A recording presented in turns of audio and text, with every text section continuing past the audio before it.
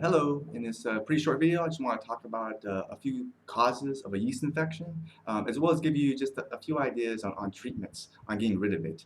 Before I begin, down below in the description, you'll see this link. And if you do click on it, I'm giving away this whole free video guide on solving various health problems like a yeast infection with alternative medicine and talking about supplements and tips on that. Now, yeast infections are actually really common. They actually affect up to 75% of all women will get it at some point in their life. Now, what you may not know, and I didn't know this, is that it affects dudes, guys as well. In fact, it can affect the mouth, skin, bladder, kidneys, digestive system, just really tons of areas of your body. The damn thing can grow, okay?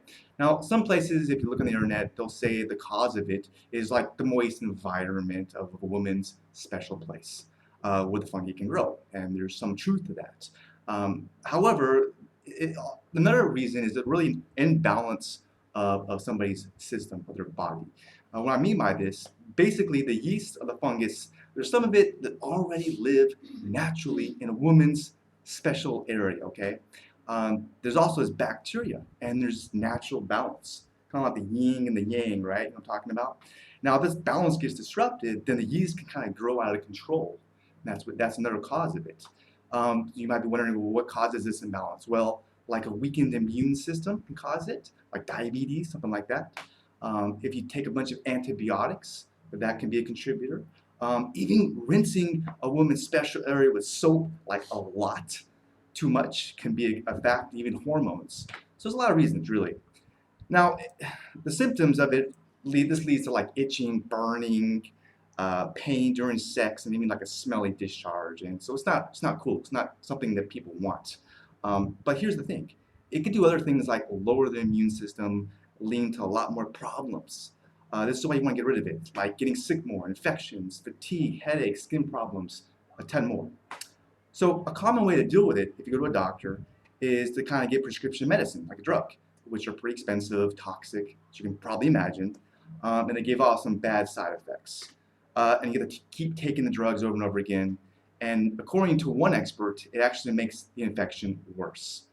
Another way is with ointments and creams. But here's the thing, they don't really work. They just kind of deal with the symptoms. They don't deal with the root cause, which you know. You know it's not dealing with the root cause, okay? And there's also a link between your diet and yeast overgrowth, but diet alone, it's not going to cure it. So you might be thinking, okay, what does work then, huh? Well, here's the thing. The good news is I found somebody who's actually been dealing with this problem for 14 years, solving thousands of people's problem with yeast infection. She has a whole program about it because it really is many things you have to do. It's not like a one quick fix, and that's the reality of it. So if you want to learn more on really getting rid of a yeast infection properly, naturally, then what I recommend you doing is clicking that link below, and you get that free report. And that's in that free report, there's a whole section on yeast infection where I go over this topic in a whole lot more detail that I'm sure, well, I hope that you'll like, okay? So I had a blast making it. I hope you check it out. Just click that link below, and then you'll learn a whole lot more about it. I hope this video was somewhat useful and helpful, and I really do wish you the best, all right? Take it easy, take care, and bye for now.